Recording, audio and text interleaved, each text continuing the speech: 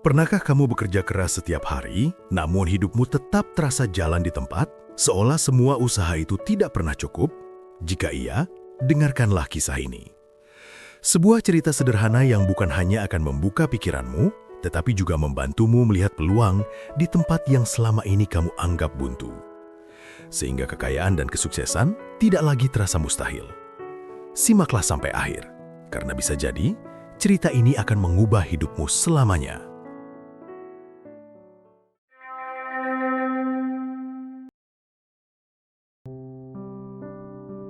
Suatu ketika, pada abad ke-18, hiduplah seorang pemuda bernama Aran. Ia lahir dari keluarga sederhana di sebuah desa kecil yang dikelilingi hutan. Sejak muda, hidup tidak pernah benar-benar ramah padanya. Setiap pagi hingga sore, Aran bekerja sebagai buruh angkut kayu.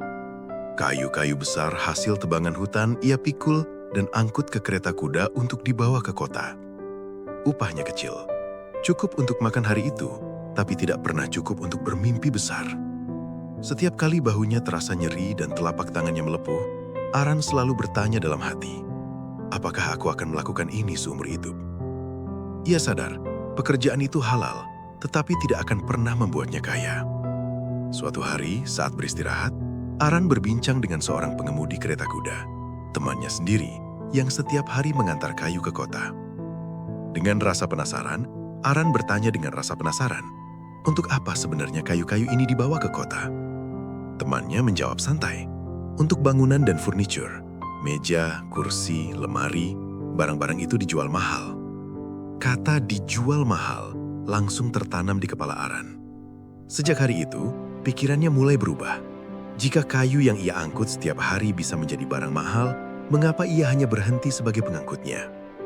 Aran pun mulai menabung, sedikit demi sedikit. Ia menahan lapar, menunda membeli pakaian baru, dan bekerja lebih keras. Setelah cukup lama, akhirnya ia membeli beberapa batang kayu sendiri. Sisa uangnya ia gunakan untuk membeli alat-alat dasar pertukangan. Dengan penuh semangat, Aran memulai hidup baru sebagai tukang kayu pemula. Namun, kenyataan jauh dari yang ia bayangkan.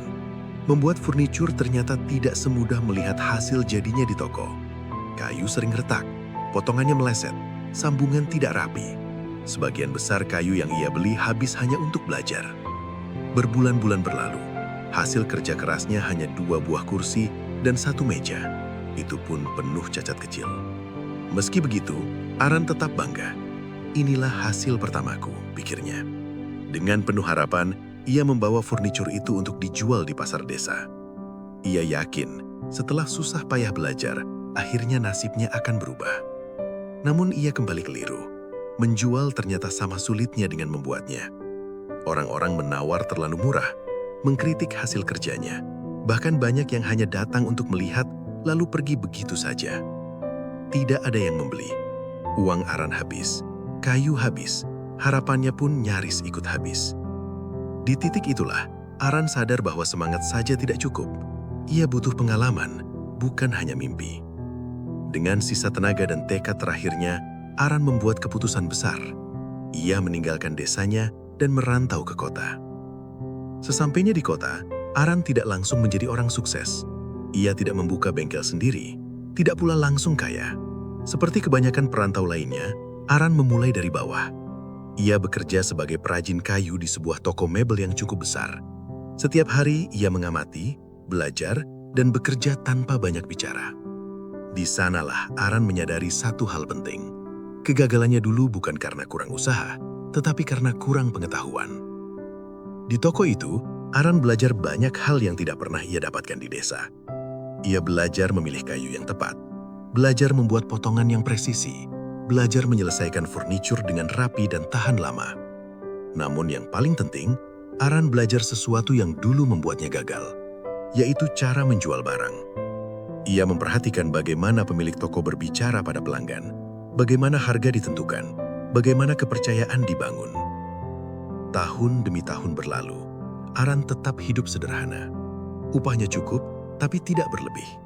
Meski begitu, ia tidak mengeluh. Ia tahu, ia sedang mengumpulkan sesuatu yang jauh lebih berharga dari uang, yaitu pengalaman. Setelah bertahun-tahun bekerja, akhirnya Aran kembali ke desanya. Ia tidak pulang dengan kemewahan, tetapi dengan tabungan dan keyakinan. Dengan uang hasil kerja kerasnya di kota, ia membangun bengkel furnitur kecil miliknya sendiri.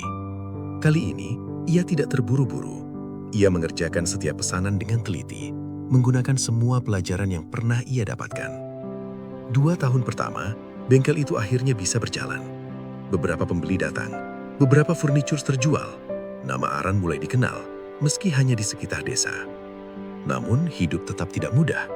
Penjualannya tidak banyak. Keuntungan hanya cukup untuk memenuhi kebutuhan sehari-hari. Ia kini memiliki istri dan anak yang harus dinafkahi.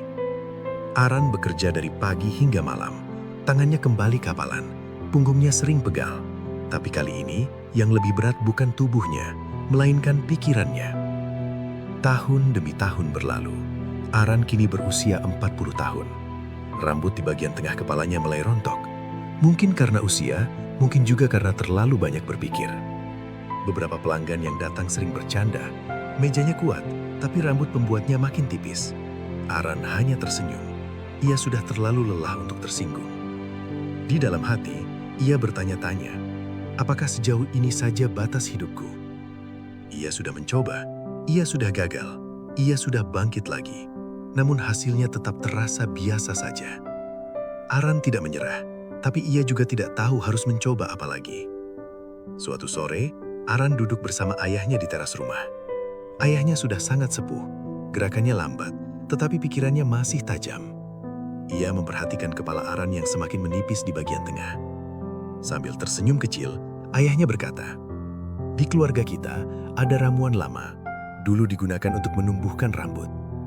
Aran sempat ragu karena ia merasa kalau rambut botak tengahnya bukanlah aib, namun apa salahnya memperbaiki penampilan, pikirnya. Ayahnya mengajarkan cara meracik ramuan itu. Bahan-bahannya sederhana, diwariskan turun-temurun. Setiap malam, Aran mengoleskannya ke kulit kepalanya sebelum tidur. Hari demi hari berlalu tanpa harapan berlebih. Namun setelah 1 bulan, sesuatu yang mengejutkan terjadi. Rambut Aran mulai tumbuh kembali. Bukan sekedar 1-2 helai, tetapi nyata dan jelas. Perubahan itu tidak luput dari perhatian pelanggan. Salah satunya adalah Tuan Berto, pelanggan lama yang sering bercanda tentang kebotakan Aran. Kali ini, ia terdiam lalu bertanya serius, "Bagaimana rambutmu bisa tumbuh kembali?" Aran menjelaskan apa adanya. Tanpa perhitungan, ia bahkan memberikan 1 botol kecil ramuan itu kepada Tuan Berto. Sebulan kemudian, Tuan Berto datang kembali. Bukan sendirian. Ia membawa beberapa orang lain yang juga botak dan ingin mencoba ramuan tersebut. Mereka semua ingin membeli. Aran terkejut, tetapi tetap tenang. Ia meminta waktu 1 minggu untuk menyiapkannya. Seminggu kemudian, lebih dari 20 botol ramuan terjual. Total uang yang ia terima lebih besar daripada menjual 1 set meja makan. Disitulah, Aran melihat sesuatu yang selama ini ia cari, yaitu peluang. Ia mulai meracik lebih banyak ramuan dan membawanya ke kota. Berbekal pengalaman berdagang dan bernegosiasi selama berpuluh tahun, Aran tahu cara menawarkan produknya. Hasilnya luar biasa. Ramuan itu laku keras. Saat itu belum ada minyak penumbuh rambut yang dijual di kota tersebut. Aran datang dengan sesuatu yang baru dan hasilnya nyata. Bulan berikutnya, Aran menyiapkan ramuan dalam jumlah lebih besar. Ia tahu, orang-orang yang membeli sebelumnya akan mulai melihat hasilnya. Dan benar saja, pelanggan lama datang kembali, kali ini dengan membawa lebih banyak orang. Ada yang membeli untuk diri sendiri, ada pula yang membeli untuk dijual kembali. Dan dalam waktu 1 tahun, hidup Aran berubah total. Ia bukan lagi buruh angkut kayu, bukan pula perajin kayu yang hidup pas-pasan. Ia kini dikenal sebagai saudagar minyak penumbuh rambut yang kaya dan dihormati. Padahal ia tidak pernah merencanakan jalan ini. Ia memulai hidup sebagai buruh angkut kayu, bercita-cita menjadi pengusaha mebel, dan akhirnya menjadi saudagar ramuan. Tidak ada yang menduga, ketika Aran memilih untuk tidak menyerah, kesuksesan bisa datang dari mana saja. Lelah perjuangannya selama berpuluh tahun bisa terhapus hanya dengan 1 kesuksesan. Teman-teman, dari kisah Aran, kita belajar bahwa ketekunan bisa mengubah kegagalan menjadi kekuatan. Ada orang yang gagal 20 kali sebelum berhasil. Ada yang gagal 100 kali sebelum sukses. Perbedaannya bukan pada kecerdasan atau keberuntungan, tetapi pada satu hal sederhana, yaitu mereka tidak pernah menyerah. Selama kita terus mencoba, peluang sukses akan selalu ada. Namun saat kita memutuskan menyerah, disitulah peluang itu benar-benar hilang. Maka dari itu teman-teman, ayo bangkit. Ingatlah bahwa hanya butuh satu kesuksesan untuk menghapus semua lelah perjuanganmu. Semangat teman-teman, kalian pasti bisa. Jangan lupa subscribe, like, dan tinggalkan komentar jika kalian mendapatkan manfaat dari video ini. Terima kasih telah menonton sampai akhir dan sampai jumpa di kisah berikutnya.